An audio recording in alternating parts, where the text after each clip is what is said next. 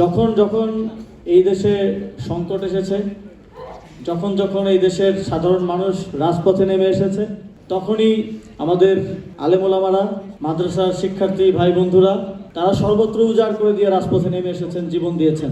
আমরা সেটা সাপ্লায় দেখেছি, সেটা আমরা 2021 সালে মোদি বিরোধী আন্দোলনে দেখেছি, সেটা আমরা সর্বশেষ জুলাই গণঅভ্যুত্থানে দেখেছি।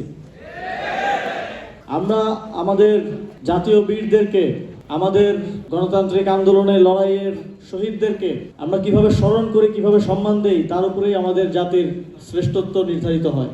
যখন গত বছর আমরা শাপলার শহীদদেরকে নিয়ে এবং মোদি বিরোধী আন্দোলনের শহীদদেরকে নিয়ে কাজ করতে যাই, তখন দেখতে পেলাম যে শাপলা স্মৃতি সংসদের সদস্যরা যখন 2013 সালের এই গণহত্যার পর তালিকা করছিলেন যে কারা কারা শহীদ হয়েছেন, শহীদদের বাড়ি বাড়ি যাচ্ছিলেন, এই তথ্যগুলো যেন হারিয়ে না যায় ইতিহাস থেকে, সেটা রক্ষা করার জন্য তাদের অভিজ্ঞতা শোনার সুযোগ হয়েছিল আমার। যে শহীদ পরিবাররাও তাদের সন্তান যে শহীদ হয়েছে সেই তথ্যটা দিতে ভয় পাচ্ছিল, কারণ ফ্যাসিবাদী সরকার এই শাপলা গণহত্যাকে ইতিহাসের পাতা থেকে মুছে দেওয়ার জন্য সকল ধরনের চেষ্টা তারা চালিয়েছে। এবং আমাদের পাঞ্জাবের জগতে একটি বিশ্বস্ত নাম, শাবাব এথনিক ওয়্যার।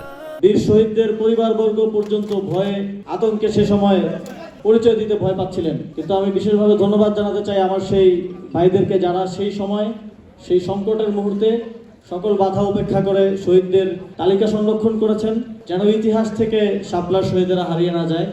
এবং সেই তালিকা ধরেই আমরা যখন দায়িত্বে ছিলাম, তখন আমাদের এই বীর শহীদদেরকে, শাপলা চত্বরের শহীদ এবং মুক্তিযুদ্ধ আন্দোলনের শহীদদেরকে তাদের প্রাপ্য সম্মান, রাষ্ট্রীয় স্বীকৃতি এবং সরকারের পক্ষ থেকে ক্ষুদ্র একটা সহযোগিতা করার সুযোগ পেয়েছিলাম। কিন্তু সেটা করতেও আমাদের জাতিগতভাবে 12 বছর এক যুগ লেগে গিয়েছিল।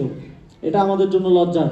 আমরা যদি আমাদের শহীদদেরকে সম্মানের সাথে স্মরণ করতে না পারি, তাদেরকে মাথার তাজ হিসেবে না উত্থাপন করতে পারি, তাহলে আগামী দিনে বাংলাদেশের যে কোনো সংকটে আর কেউ শহীদ হতে, জীবন দিতে এগিয়ে আসবে না।